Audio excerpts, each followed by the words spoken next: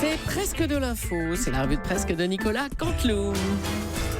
Et les Jean-Pierre sont encore dans le studio. Eh ouais, je reçois ce matin le sénateur de la Vienne, Jean-Pierre Raffarin, ancien Premier ministre, comme tous les observateurs politiques. Vous êtes choqués par les images du DRH d'Air France ce matin? Cher Jean-Pierre, oui, je suis choqué et je condamne. Mais je vais vous dire une chose, vous savez, pour travailler votre interview de ce matin, le sujet de ces compagnies aériennes, j'écoutais Charles Bois. Cette chanson, vous savez, Eastern, Western, Panaméricain. Eh bien, aucune de ces compagnies aujourd'hui n'a survécu. Mais j'irai plus loin. Vous savez, j'écoutais Mort Schumann. Allô, papa, Tango Charlie. Eh bien oui, je me dis qu'il y a une vraie concurrence aujourd'hui des compagnies étrangères. Mais vous savez, quand on écoute Charles Lécouture, qui dit « comme un avion sans aile », je me dis que l'avenir d'Air France n'est pas assuré, cher Jean-Pierre Cabal. Merci Jean-Pierre Raffarin, merci d'avoir fait taire les rumeurs qui prétendent que vous ne connaissez que le répertoire de Johnny. Jean-Pierre, t'es le plus fort en interview karaoké. À vos gelées. Merci à tous les deux. C'est donc notre ami Michel Grossi-Org qu'on va retrouver maintenant. Bonjour Michel. Oui, bonjour chère Julie, bonjour à tous, Caroline, Natacha, Laurent, Jean-Marc, chers auditeurs. Oui, ça y est, Thomas Sodo, notre animateur de la matinale préféré, est rentré de Cannes. Sodo, oui, Thomas, oui, pardon, excusez-moi, ma langue a fourché. Il est rentré donc de Cannes où il s'est rendu courageusement 24 heures après la catastrophe. C'est d'ailleurs imprudent d'avoir envoyé notre confrère de petite taille. Moi, avec 2 mètres d'eau dans les rues, j'aurais eu à peine de l'eau jusqu'aux genoux. Bref, pas grave, je saurai attendre la prochaine inondation. En attendant, on a tous bien sûr une pensée pour cette région. On a tous des amis à Cannes. Oui, forcément, on connaît tous des gens de plus de 80 ans. Bon courage à eux. À nous deux, Julie. Allez, c'est parti pour les titres, Michel. PNC aux portes. Hier, les dirigeants d'Air France ont été, vous l'avez tous vu, molestés par des employés en colère. Normal, comme leurs avions, les dirigeants d'Air France sont arrivés aux négociations avec 4 heures de retard. Bon, allez. Maman, j'ai loupé l'avion. Marine Le Pen a fait part de son soutien aux employés d'Air France. Pas si étonnant, oui, moins d'employés d'Air France, ça veut dire moins d'expulsions possibles. Ah, d'accord. Positivons, malgré la catastrophe dans le sud, jusqu'à présent, Marineland, vous le savez, était le plus grand parc aquatique d'Europe. Depuis samedi, la Côte d'Azur est le plus grand parc aquatique du monde. Cocorico. D'accord. Geneviève sur roulette ce week-end, le Figaro consacrait sa une à Marie-Léa, Miss France handicapée en fauteuil, Miss France 2015. Oui. Alors si vous vous demandez quelle est la différence entre une Miss classique et une Miss Handi, l'une des deux peut porter des talons de 15 cm toute la journée sans avoir mal aux pieds. Oh non, écoutez, alors ça... Oui, je sais, c'est horrible, Julie. Mais oui, au moins, nous, on a parlé de Marie-Léa, la Miss handicapée. Elle est brune, ravissante et on l'embrasse. Eh bien, nous aussi, c'est vrai qu'elle est ravissante. Allez, on va bien sûr revenir sur les événements tragiques dans le sud-est. Nicolas Sarkozy, sur Twitter, a exprimé sa très vive émotion. Et il est avec nous ce matin. Bonjour, M. Sarkozy. Bonjour. Alors, vous êtes ému, toujours ému ce matin. Oui, très. Vous savez, j'ai envie de vous dire, plus que n'importe quel autre responsable politique, pourquoi ? Parce que 20 disparus retraités cannois, c'est forcément 20 électeurs des Républicains. Ben, regardez le profil, riche, vieux et du Sud. Ben oui, mais qu'est-ce que je vous dis, c'est mes miens, moi, c'est mon fonds de commerce. Alors, pensez-vous, M. Sarkozy, que le département aurait dû être placé en vigilance rouge plutôt qu'orange, Est-ce qu'on pouvait prévoir ces événements, selon vous ?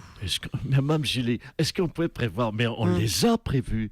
Je vais même aller plus loin, je les ai prévus. Mais comment ça ? Mais qui a parlé, il y a un mois, à propos des migrants, d'une fuite d'eau ? Ah, oh là là. C'est moi qui ai parlé de la fuite d'eau. Oh, mais quel amalgame. Non, attendez. Bon, d'accord, j'ai pas donné l'avis, mais j'avais dit qu'il y aurait des fuites d'eau. Eh ben voilà, il y a des fuites d'eau. Autre chose, tiens. Hier avait lieu la réouverture du procès Bettencourt. Un petit commentaire ce matin, M. Sarkozy ? Pourquoi non, mais attendez, faisons le point. C'est pas encore fini cette histoire-là Non. mais dites donc, franchement, mais ça lui fait quel âge, même méchant point? Parce qu'il faudrait que la justice se dépêche, parce que sinon, Mémé verra pas la fin du film. Hein. Et puis c'est toujours frustrant, vous savez. Oui, comme vous dites. Merci d'être Oui, passé nous voir. Merci beaucoup.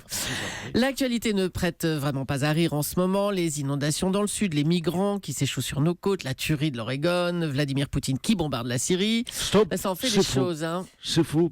Poutine qui bombarde la Syrie, c'est très drôle. Ah, mais c'est vous, Alexandre Adler? Bonjour, Bruce.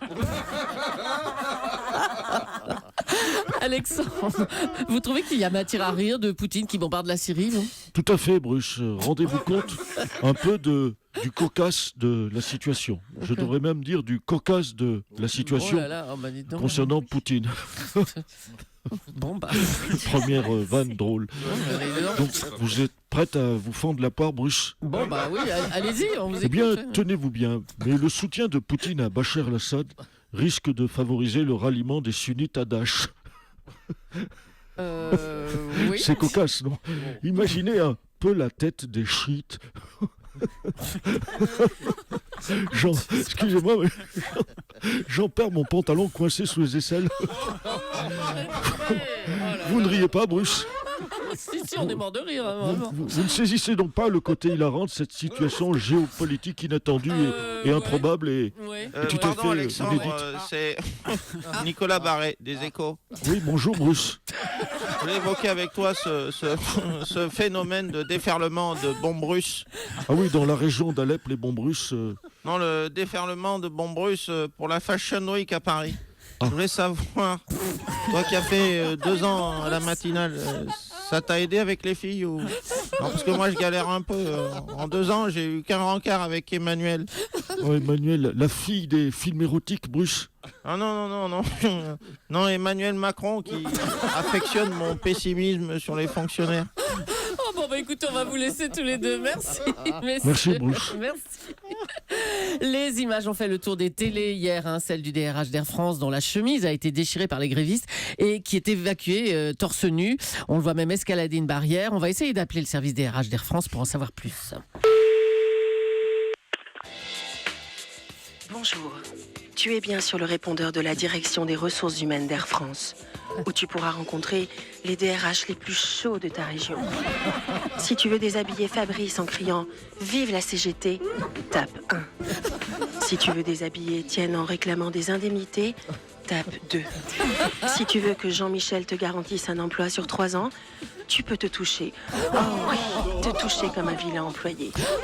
Tu peux aussi demander un entretien d'embauche tout nu ou te faire remettre ton solde de tout compte par les comptables les plus coquins de l'Île-de-France. Alors viens t'éclater avec nous au service DRH d'Air France. Oh là là, non. Le service des négociations salariales les plus chaudes du moment. Oui, on l'a bien compris. Merci, mademoiselle. Ça a l'air pas mal, hein. Ça intéresse Nicolas Barret. C'est une info du JDD. Le président du Sénat, Gérard Larcher, a rencontré le président algérien Abdelaziz Bouteflika. C'est bien ça, monsieur Larcher? Écoutez, tout à fait. J'ai rencontré Bouteflika. Et pourtant, je suis pas très légume. Hein. Écoutez, je suis plus jarret, plat de côte, anglais, bavette ou ballon. Oui, bon, on a compris. Abdelaziz Bouteflika, j'arrive pas à le dire, nous a donné ce conseil. On peut avoir plusieurs ennemis, mais on n'en traite qu'un seul à la fois. Il a dit ça pour François Hollande, vous croyez? Ah oui, enfin, il a bavé ça pour le président. Ah, il a bavé. Vous ne l'avez pas trouvé très en forme, hein? Ah si. Aussi mourant soit-il, Abdelaziz Bouteflika est quand même plus vivace qu'un sénateur. Oh là là. Merci Gérard. Tiens, on va passer à un autre Gérard Depardieu. Oui, Bonjour Gérard. Oui. Bon, demain mercredi, 22 nouveaux films vont sortir au cinéma, c'est ce que nous disait Mathieu Charrier à 8h. C'est un record, hein? Attends, fais voir la liste là, quoi, ok, 22 films, fais voir. Le Labyrinthe, je suis pas dedans. Le Nouveau Stagiaire avec De Niro, je suis pas dedans. Asphalt de Ben Chetri, je suis pas dedans. Bon, mais je m'en fous de tes sorties ciné, mon petit Soto. Puis demain, je vais pas au ciné, moi, parce qu'il y a quoi demain? Il y a quoi demain autour de cette table? Il y a quoi? Bah, on sait pas. Et l'anniversaire de mon poupou, mon Poutine. Oui. D'accord. Je trouve un cadeau d'ailleurs. Qu'est-ce que je vais lui offrir? Un livre. Il sait bien lire un livre sur les droits de l'homme. Visiblement, il les a pas lus. Je lui pardonne tout à mon poutou. Poupou, mais c'est mon poteau, mon tout.